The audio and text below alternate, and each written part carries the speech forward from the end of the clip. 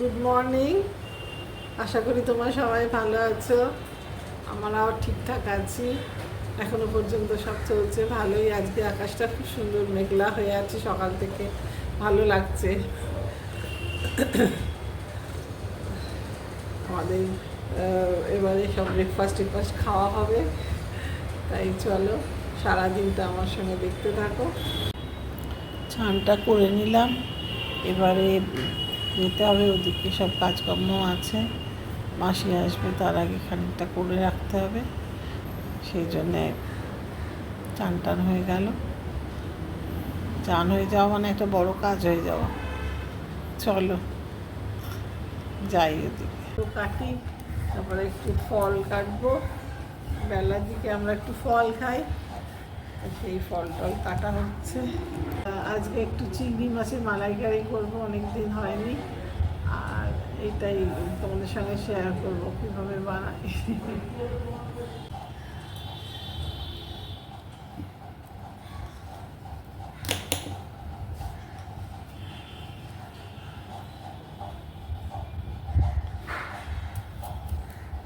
কোথা দিয়ে যে সকালটা কেটে যায় না, বোঝা যায় না।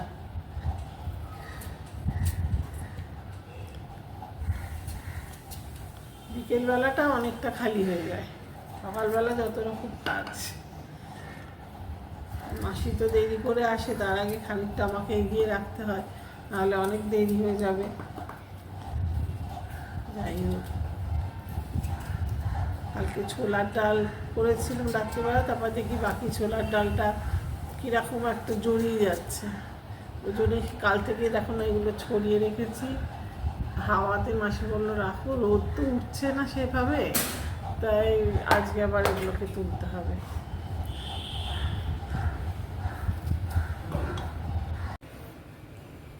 চিংড়ি মাছের মালাইকারি বানাতে প্রথমেই লাগছে চিংড়ি মাছ, তো লাগছেই।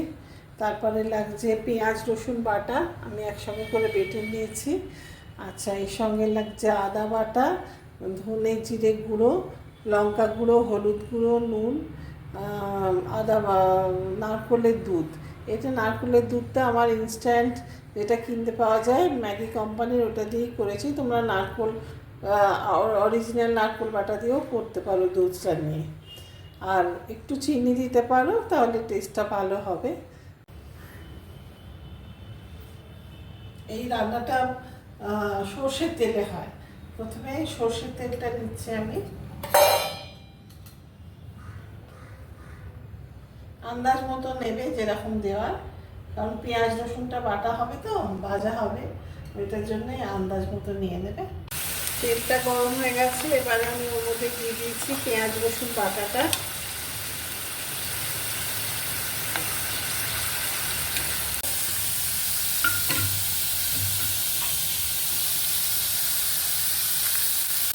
জিরে গুঁড়ো,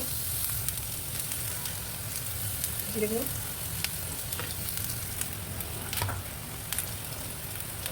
লঙ্কাটা অল্প,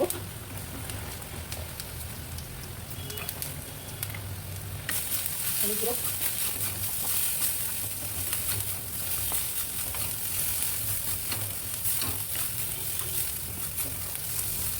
একটু জল দিতে হবে, একটু জল দিলাম, জল দিয়ে একটু ভাজা হবে, মানে মশলাটা ধুয়ে যাবে। খুব শীঘ্রের মধ্যে আমি করা নেই, এবার মাছগুলো দিয়ে দেবো।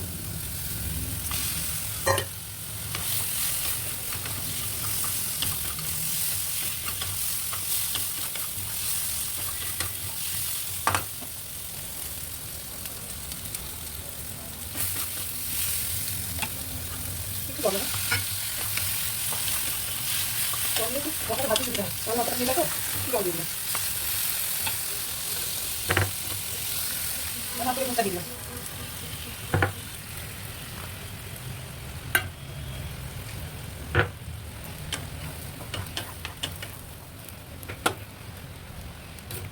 এটা নুন দিচ্ছি, আন্দাজ মতো নুন,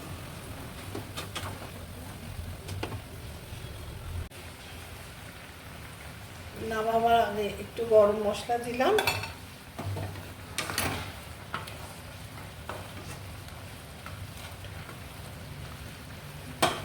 দিয়ে একটু ঢাকা দিয়ে দেবো। আঁচটা কমিয়ে দেবো। তৈরি হয়ে গেল চিংড়ি মালাইকারি। খুব ইজি রেসিপিতে করলাম।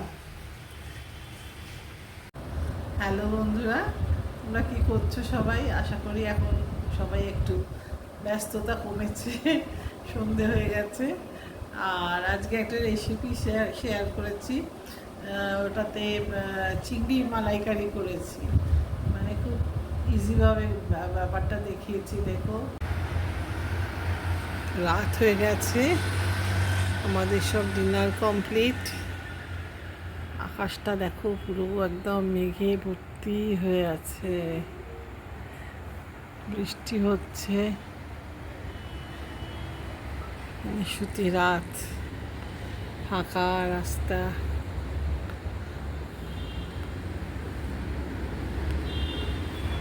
সমস্ত যেন ঘুমিয়ে পড়েছে। বড় বড় লরি চলেছে, ট্রাক চলেছে,